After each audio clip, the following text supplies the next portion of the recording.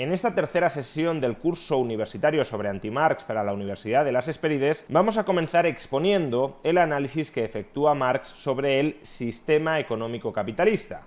Y para ello vamos a comenzar estudiando la categoría económica más simple, aquella que subsume la mayoría de relaciones sociales dentro del capitalismo, aquella que Marx considera la célula económica del capitalismo.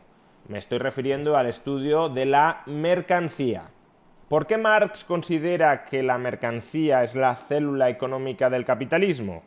Pues porque sin mercancías no puede haber capitalismo. Y tampoco, podríamos decir, sin capitalismo puede haber mercancías, al menos como forma social predominante generalizada de riqueza. Porque aunque Marx reconoce que antes del capitalismo también existían mercancías, solo en el capitalismo la mercancía se convierte en la forma general de producción. Por tanto, para comprender el capitalismo es absolutamente indispensable arrancar con el análisis de la mercancía. ¿Y qué es exactamente la mercancía para Marx? ¿Cómo la define? ¿Cómo la investiga? Podemos decir que para Marx la mercancía tiene 5 notas características. Se trata de un valor de uso social, reproducible a través del trabajo privado y distribuida a través del mercado. Vamos a explorar con algo más de detalle cada una de estas 5 características. En primer lugar, la mercancía es un valor de uso. ¿Y qué es un valor de uso? Un bien económico, un objeto que es útil para satisfacer alguna necesidad humana. Conviene aclarar en este punto, por cierto, que Marx utiliza la expresión valor de uso en 2 sentidos conectados pero distintos.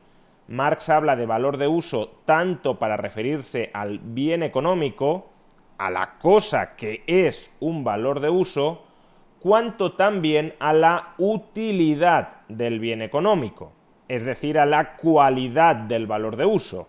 Por ejemplo, dice Marx en el volumen primero del Capital: un valor de uso u objeto útil solo tiene valor porque en él está objetivado o materializado trabajo abstracto humano. Es decir, aquí equipara valor de uso con objeto útil. Pero más adelante, en el Capital, en el tomo primero, también podemos leer: su propia mercancía no tiene para él ningún valor de uso directo. En caso contrario, no la llevaría al mercado. La mercancía posee valor de uso para otros. Para él solo tiene directamente el valor de uso de ser portador de valor de cambio. Es decir, aquí está utilizando valor de uso como sinónimo de utilidad o más bien funcionalidad. Dicho de otra manera y jugando con el lenguaje, podríamos decir que para Marx un valor de uso, un objeto útil, un valor de uso es un objeto que posee valor de uso. Un objeto útil es un objeto que posee utilidad. Sea como fuere, la primera nota característica de la mercancía es que se trata de un valor de uso, de un objeto útil. Ninguna cosa que sea inútil, ninguna cosa que no satisfaga necesidades humanas puede ser mercancía. Y esto es importante para entender bien la teoría del valor-trabajo que expondremos en el vídeo siguiente. Muchas veces se tiende a malinterpretar o a tergiversar la teoría del valor-trabajo diciendo que ésta señala que la utilidad de las mercancías depende del tiempo de trabajo socialmente necesario para producirlas. En absoluto, eso no lo dice la teoría del valor-trabajo. La teoría del valor-trabajo sostiene que una cosa solo puede ser mercancía y solo puede llegar a intercambiarse en el mercado si es una cosa útil, si es un valor de uso, si es un bien económico. Por tanto, esta es la primera nota característica de cualquier mercancía. Se trata de un valor de uso, de un bien económico, de una cosa útil. Segunda característica, es un valor de uso social. ¿Qué significa esto? Que la mercancía, el objeto que constituya una mercancía dentro del capitalismo, ha de ser una cosa útil para los demás, no para quien la produce. De hecho, normalmente para quien la produce, la mercancía será un objeto no útil, será un no valor de uso. Por ejemplo, si yo me dedicara a producir martillos en masa, sería altamente probable que los martillos en masa que estoy produciendo sean inútiles para mí. Puede que un martillo o dos martillos fueran un objeto útil para mí, para el productor de martillos, pero desde luego el milésimo o el 100.000º martillo me sería completamente inútil. A mí, a su productor, pero no necesariamente a otras personas. Y eso es un valor de uso social, un valor de uso para terceros. Así, en el volumen primero del Capital, Marx nos indica lo siguiente: un objeto puede ser útil y puede ser fruto del trabajo humano sin ser una mercancía. Aquella persona que satisface sus propias necesidades con el producto de su trabajo crea valores de uso, pero no mercancías. Para producir mercancías no solo ha de producir valores de uso, sino valores de uso para otros, es decir, valores de uso sociales. Tercera característica de la mercancía: se trata de un valor de uso social que es reproducible, es decir, que puede volver a producirse. Para Marx, aquellos objetos útiles que no sean susceptibles de volver a producirse no integran la categoría económica de mercancías. No es que no existan, pero no las califica como mercancías. Ahora bien, que no sean mercancías no significa que bajo el capitalismo no puedan adoptar la forma, la apariencia de mercancía. Por ejemplo, una determinada pradera natural, o el cuadro original de la Gioconda, o la honorabilidad de una persona, todo ello cosas que no son reproducibles, que no se pueden volver a producir, que existen, pero no cabe fabricarlos en masa, no son propiamente mercancías, pero pueden adoptar la forma de mercancías si salen a la venta en el mercado. Esto es lo que nos dice Marx en el volumen primero del Capital. Algunas cosas que no son en sí mismas mercancías, cosas como la conciencia o la honorabilidad, etc., pueden ser vendidas por sus propietarios y, por tanto, adquirir la forma de mercancías a través de su precio.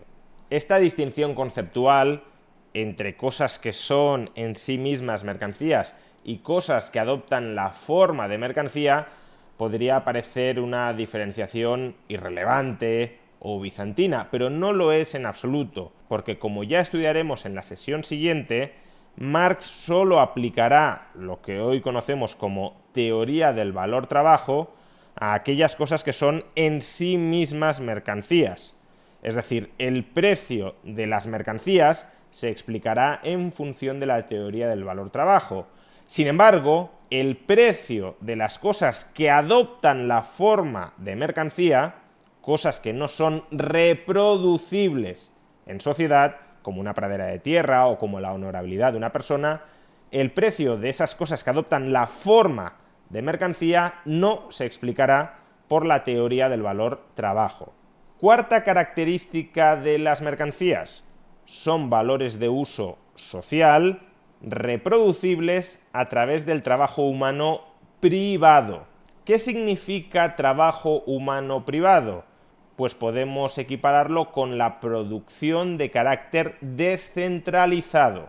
Si yo soy un productor de mercancías que trabajo independientemente, separadamente, que fabrico esos valores de uso sociales a los que llamamos mercancías a través de mi propio trabajo, al margen, de manera aislada, al resto de seres humanos que producen por su lado sus propias mercancías, entonces mi trabajo humano dirigido a producir esa mercancía es un trabajo humano privado. En este sentido, la categoría de trabajo privado se contrapondrá a la categoría de trabajo social. ¿Qué sería el trabajo social? Pues imaginémonos una familia de agricultores que cultivan el campo conjuntamente y que luego además consumen los productos agrarios que ellos mismos han fabricado conjuntamente.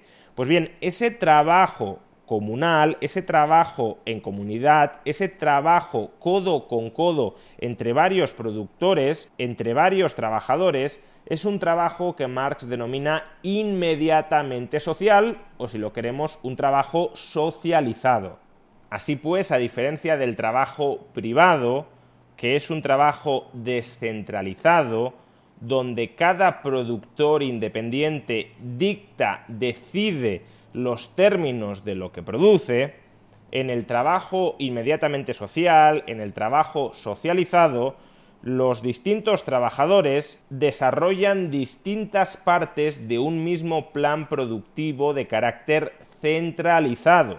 Que el plan productivo bajo el cual trabajan socialmente los distintos trabajadores sea un plan central no significa que solo una persona sea la que determine ese plan central. El plan productivo central, el plan productivo común, puede haber sido confeccionado y decidido comúnmente por todos los trabajadores. La nota característica importante aquí, para definir el trabajo inmediata o directamente social, es que todos los trabajadores sean conscientes de que están cooperando entre sí dentro de un mismo proyecto productivo. De hecho, así es como describe Marx en el volumen primero del Capital una situación idealizada donde el trabajo es directamente social. Dice Marx, imaginemos una asociación de hombres libres que trabajan con medios de producción comunes y gastan sus diferentes formas de fuerza de trabajo con plena conciencia de sí mismos como una sola fuerza de trabajo social. Por tanto, cuando varios trabajadores están cooperando de manera consciente dentro de un mismo proyecto productivo, ese trabajo será inmediatamente social. ¿Todo esto qué significa? Pues que el trabajo de un trabajador autónomo será trabajo privado frente al trabajo de otro trabajador autónomo, o que los trabajos realizados dentro de una empresa capitalista serán trabajo privado frente a los trabajos desarrollados dentro de otra empresa capitalista, pero, sin embargo, el trabajo de los distintos trabajadores entre sí dentro de una empresa sometidos a un mismo plan, al plan productivo del capitalista, ese trabajo sí será trabajo inmediatamente social. De hecho, la visión que tenía Marx de una sociedad socialista, de una sociedad donde todo el trabajo fuera directa o inmediatamente social, era la de una sociedad que se organizara productivamente como una sola fábrica, como una sola empresa dentro del capitalismo. Así, por ejemplo, en La miseria de la filosofía podemos leer: si tomamos como modelo la división del trabajo dentro de una fábrica moderna para aplicarla después al conjunto de la sociedad, veremos que la sociedad mejor organizada para la producción de riqueza sería sin ninguna duda aquella que tuviese un solo empresario en jefe, que distribuyera el trabajo entre los diversos miembros de la comunidad según reglas establecidas de antemano. Y también en el volumen primero del Capital podemos encontrar la siguiente cita: los apologistas más entusiastas del sistema fabril se caracterizan por el hecho de que su mayor condena contra la organización general del trabajo en sociedad sea que convertiría a toda la sociedad en una fábrica. Por tanto, para Marx, el trabajo que tiene lugar dentro de una fábrica capitalista ya es un trabajo inmediatamente social, porque es un trabajo que se desarrolla conscientemente bajo las directrices de un mismo plan centralizado. En cambio, el trabajo que se desarrolla internamente en una fábrica frente al trabajo que se desarrolla internamente en otra fábrica, esos dos tipos de trabajos sí son entre sí trabajos privados, porque el trabajo de una fábrica no se somete al mismo plan central y consciente que el trabajo de otra fábrica. Los trabajos productivos de una fábrica son independientes, son determinados independientemente a los trabajos productivos de otra fábrica, lo cual no significa que con posterioridad y a través del mercado ambos tipos de trabajos privados no terminen socializándose de manera indirecta. De hecho, esta será la idea clave que expondremos en otra sesión futura sobre el fetichismo de la mercancía. Pero de entrada, los trabajos desarrollados independientemente, no sometidos conscientemente a un mismo plan central, son trabajos privados. Y en este sentido, la última característica de la mercancía es su distribución a través del mercado. La finalidad de la mercancía, de cualquier mercancía, es ser vendida a través del mercado. Si una cosa es un valor de uso social reproducible a través del trabajo privado, pero no se distribuye a través del mercado, entonces para Marx no es una mercancía.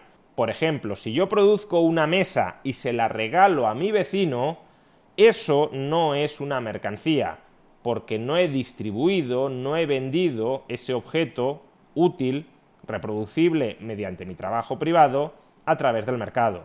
A su vez, y por el mismo motivo, los servicios que proporciona el Estado pueden ser servicios útiles para la sociedad, reproducibles a través del trabajo privado de los trabajadores del Estado, pero como no se venden a través del mercado, sino que se proporcionan gratuitamente para el usuario, aunque lo pague el contribuyente, claro, pero para el usuario se distribuyen gratuitamente, en ese caso no estaríamos ante mercancías. Para que los valores de uso sociales reproducibles a través del trabajo privado sean mercancías, es completamente imprescindible que se distribuyan, que terminen llegando a las manos de aquellos que las utilizan a través de su venta en el mercado.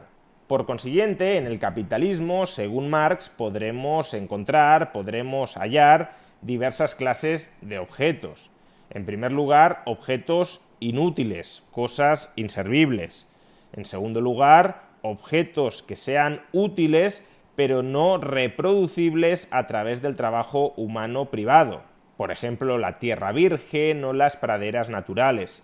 En tercer lugar, objetos con valor de uso propio, personal, privado, reproducibles a través del trabajo humano pero que no se destinan al intercambio. Por ejemplo, el trigo cultivado para el autoconsumo. En cuarto lugar, objetos con valor de uso social que se producen mediante el trabajo privado pero que no se destinan al intercambio a través del mercado, como ya hemos mencionado, los servicios que proporciona el Estado. En quinto lugar, objetos con valor de uso social que no son producidos por el trabajo humano privado o que no son reproducibles a través del trabajo humano privado, pero que sí se destinan al intercambio. Esta quinta clase de objetos son aquellos que ya hemos dicho que no son en sí mismo mercancías, pero que sí adoptan la forma de mercancías. Por ejemplo, la honorabilidad de una persona o el cuadro original pintado por un determinado artista. Y por último, nos encontraremos con objetos que son útiles para terceros, valor de uso social, reproducibles a través del trabajo humano privado y distribuidos a través del mercado. Esta última categoría será la mercancía. Por ejemplo, si yo fabrico una silla para venderla a través del mercado, esa silla es una mercancía. Para Marx, la forma predominante de riqueza dentro del capitalismo es la mercancía. Y solo en el capitalismo la mercancía puede ser la forma predominante de riqueza. Y por eso, para entender el capitalismo, hemos de entender bien la mercancía. Y en concreto, lo que estudia Marx a continuación es de qué depende los términos, las proporciones, las ratios a las que unas mercancías se intercambian por otras mercancías. A la relación de intercambio entre dos mercancías, Marx lo denomina valor de cambio. Y como en el caso de los valores de uso, podemos emplear el término valor de cambio tanto para referirnos al objeto que es intercambiado, a la mercancía que se destina a ser intercambiada, como a la ratio por la cual una mercancía se intercambia por otra. El valor de cambio es lo que hoy en día coloquialmente llamaríamos precio de una mercancía. Sin embargo, Marx, quizá de manera más apropiada, restringe el término precio para referirse al valor de cambio monetario, al valor de cambio a cambio de dinero. Por tanto, si dos sillas se intercambian por una mesa, el valor de cambio de dos sillas será una mesa y el valor de cambio de una mesa serán dos sillas. Pero entonces la cuestión que surge, que es pertinente investigar, que es relevante para entender el funcionamiento del sistema capitalista, es de qué dependen los valores de cambio. ¿Son los valores de cambio, los precios, entre comillas, puramente aleatorios? Cada vez que una mesa se intercambia por sillas, la ratio a la que se intercambian es absolutamente volátil, completamente fluctuante e irracional, O en cambio, las relaciones de cambio entre dos mercancías, los valores de cambio, tienden a oscilar, tienden a establecerse alrededor de alguna magnitud. No estamos diciendo que siempre y en todo momento y en todo lugar los valores de cambio de dos mercancías sean idénticos, pero desde luego tampoco parece que sean completamente aleatorios. Entonces, si hay algún tipo de centro de gravedad alrededor del cual se determinen los valores de cambio entre las mercancías, valores de cambio que podrán desviarse transitoriamente de ese centro de gravedad, pero que los mantiene anclados en torno a él, lo que se pregunta Marx es ¿qué determina ese centro de gravedad? ¿Qué constituye ese centro de gravedad? ¿Cuál es el factor determinante que explica los términos en los que dos clases de mercancías tienden a intercambiarse en el mercado? Y es ahí donde Marx introducirá su famosa teoría del valor-trabajo, la cuestión que desarrollaremos en la próxima sesión dentro de este curso para la Universidad de las Hespérides sobre anti-Marx.